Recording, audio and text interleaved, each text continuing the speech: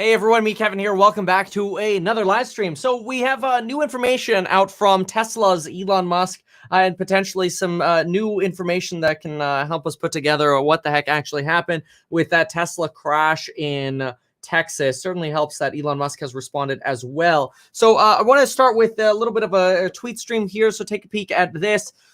So 2 men died after a Tesla, this is Wall Street Journal yesterday, right? 2 men died after a Tesla vehicle that authorities believe was operating without anyone in the driver's seat crashed into a tree Saturday night north of Houston. This particular individual here replies, that doesn't make sense. There are safety measures in place with the autopilot seat is weighted to make sure there is a driver. Now this, I've not been able to verify this yet, but I do not believe that is in all models. I do not believe that is the case for models built in before 2019. I'm not sure. I need a fact check on that, but I'm 90% sure my car does not have a seat weight in the front seat, but I could be wrong. I also am not really keen on trying to experiment. But anyway, hands must be on the steering wheel every 10 seconds or it disengages. This is also not true. My car only cues me every 30 seconds to adjust the steering wheel, but fine. Maybe that is a newer model thing also. Again, my Tesla is an end of 2017 Tesla. Autopilot doesn't go over speed limits. Okay, right. And this is also true. And this was a suspicion I had this morning, was that how did they get to a particular high speed to get the vehicle to crash into a tree and catch on fire if it's on autopilot? Because autopilot generally knows, okay, we're on a home road, or I should say like a residential road. So usually, even if there are no speed limit indicators placarded anywhere, it usually says on the actual dash of the car, even without speed limit signs, 25-mile-an-hour limit. Which means if you're able to enable autopilot, which sometimes you can without lines. I've done it without lines. A lot of people say lines. Elon Musk says you need lines. Maybe you need lines. Maybe it thinks the curbs are lines sometimes. I don't know. But anyway, whether or not you could turn on the autopilot doesn't matter so much. Once autopilot is on, it doesn't let you exceed, it doesn't let you go more than a certain number of miles over the speed limit in autopilot. Now, you can set it to speed. I mean, don't get me wrong. Like, you could be in a 65-mile-an-hour zone on the highway, and you could set the thing to like 89 miles an hour. So you could set it a good chunk faster. But there is some limit. Now, at lower speeds, haven't experimented with that either. But we'll see. So some of the things this individual says are fair things to bring up. Others are a little bit more, not quite. Okay. I've been in, I guess I won't say what I've been in. But anyway, Elon Musk has replied. Elon Musk has replied and says, your research as a private individual is better than professionals. I think this is a very nice compliment. And I think this might be a compliment towards some of the newer features. But in fairness, I don't necessarily agree with all of the things here. But fine. And remember, it would make sense for Elon Musk to be a little bit on the defensive after today. But what we care about this, what we care from this tweet is right here, folks. This is the big one right here, folks. Data logs recovered so far show autopilot was not enabled, and this car did not purchase full self-driving. Woo! That's really, really good so far. Like this line right here. Oh man, that is really good. Very, very, very good for Tesla owners. Because here's another tweet, and I'll give credit here in a moment. But here's another tweet which kind of shows the house and then the trajectory of the vehicle. Now, I had questioned if the vehicle potentially came from the other direction, because this is really not enough speed to engage autopilot and get in the back seat. So my thought was, well, what if they came from the other way and hit a tree over here? Because sometimes cars can end in funny positions. But I mean, anybody obviously on the scene would be able to see the damage on the tree. But anyway, it appears it was from this direction, the course of travel. So really what it looks like is this was more of a launch. Like, hey, let's look how fast this car can go 0 to 60. And maybe it was a, the P100 version, which goes 0 to 60 in 2.9 seconds. Actually, is it 2? Yeah, I'm pretty sure it's 2.9 seconds. Anyway, 2.9 seconds. You would have just been in this turn here. And if you were still holding it in the turn, yeah, no doubt you would have lost it here.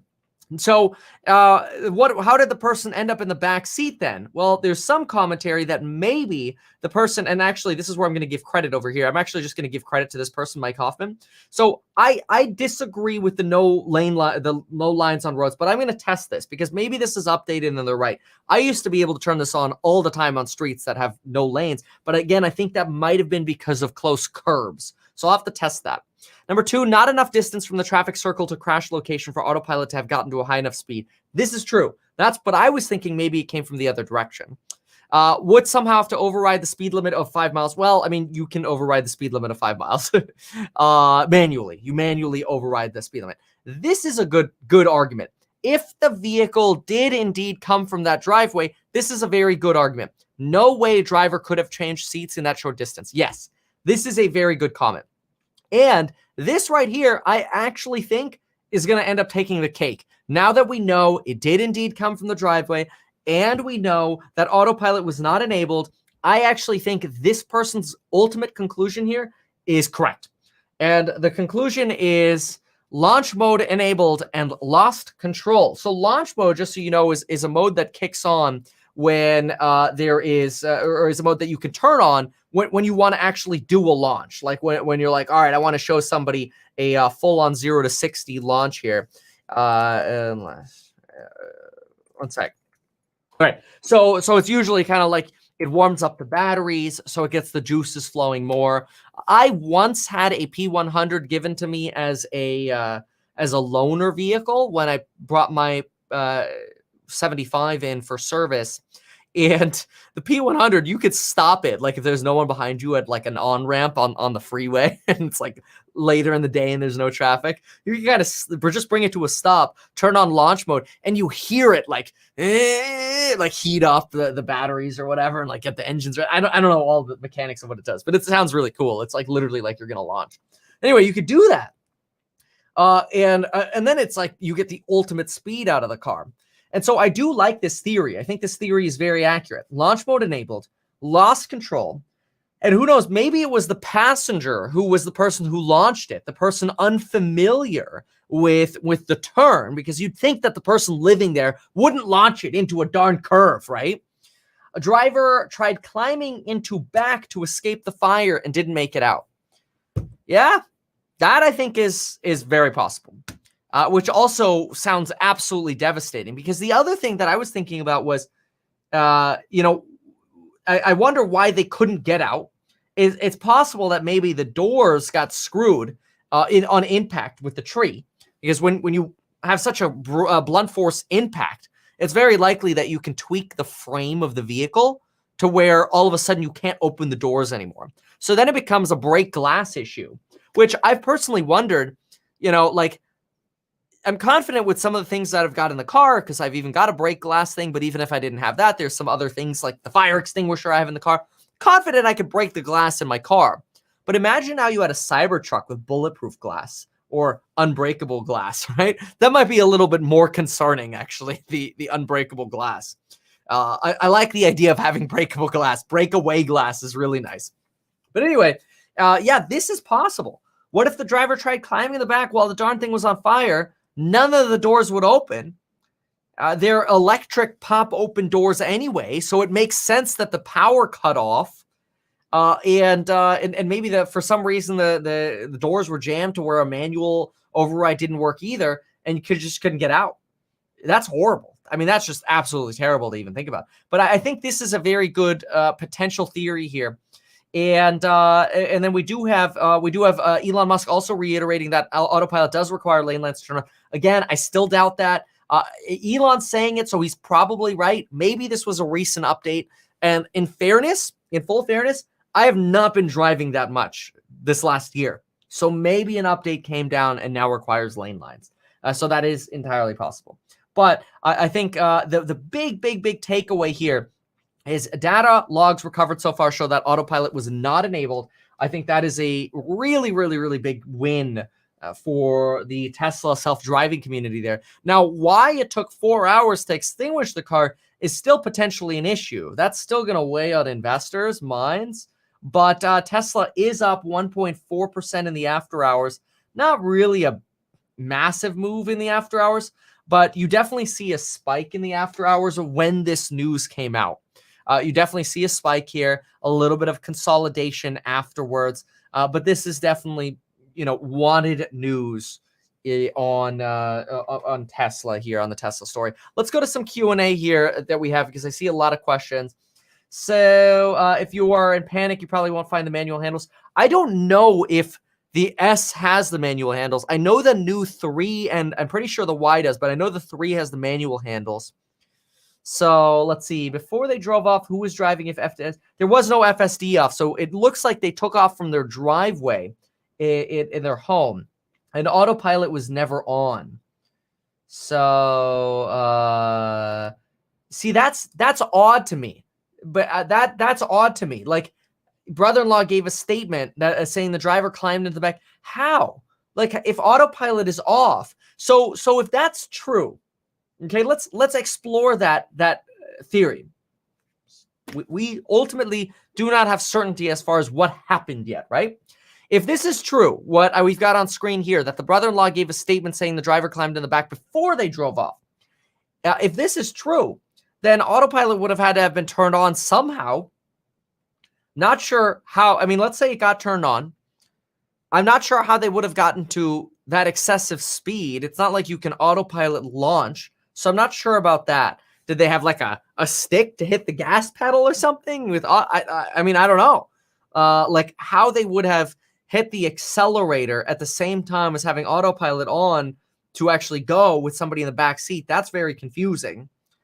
Maybe maybe one of the people did climb into the back, but climbed back into the front for the launch. I don't know. We don't know. And the other thing is the issue with that. Well, I think the biggest issue is how do you launch? I think that's just the biggest issue. I don't know. That's a confusing one to me. Climbed in the back. I mean, maybe the brother-in-law is right, but maybe not. I don't know. Let's see. There was an update at some point that disabled autopilot being able to. Okay. So Tesla Living, thank you for that. Yeah, I vividly remember using it all the time in places there were no lane lines. So thank you for saying that there was an update. That makes sense. Okay. Yeah, every Tesla crash does seem to get headlines. Let's see. This is true. So that's the update. So, okay. The other thing that could have been possible as well is that, let's say they somehow got autopilot on, somehow it glitched on. If Elon Musk is saying it was off at the time of impact, then that kind of goes with the thesis that we had earlier, which is that maybe one of them panicked, grabbed the wheel, yanked on the wheel, overcorrected, boom, into tree. This would help explain why the car didn't stop itself, because the car may have seen, oh, we're on a road, and then somebody overtakes and just drives it into a wall. Well, I mean, if you're already going 50, 60 miles an hour, that's an issue. My guess, to get this kind of fire too, and I still maintain this belief, I think this car had to have been going at least 50 to 60 miles an hour, if not more. Short road, but it definitely had to have been going fast to combust the way it did. My opinion. If it combusted at a 30 mile an hour crash, that would be a problem. That would be a big problem. So I imagine we'll get to the bottom of that. So let's see here. Yeah, when are you going to see me testing the full FSD? I don't know, when they give it to me, when the button comes out. By the way, they've delayed the release of the button again. So, brother-in-law could be thinking in lawsuit dollar terms, basically, is what you're saying. Ouch. Yeah, see, somebody said, look, remember this. You can put a seatbelt on it in a seat and then go. You do not have to be buckled up, right? And then with this weight plate that I keep hearing about, this weight plate, I also don't think that was in the older models. Like, I do not think mine has a weight plate. I could probably do that one time, just like lift my butt off the chair while still being in the driver's seat. We'll see. So, let's see here. Witnesses often have false memories. Maybe. Did he also fly off? My gosh. When is the button cut? Yeah, I think the button was like a July thing or something like that. Do you think self-extinguishing battery tech will be here soon?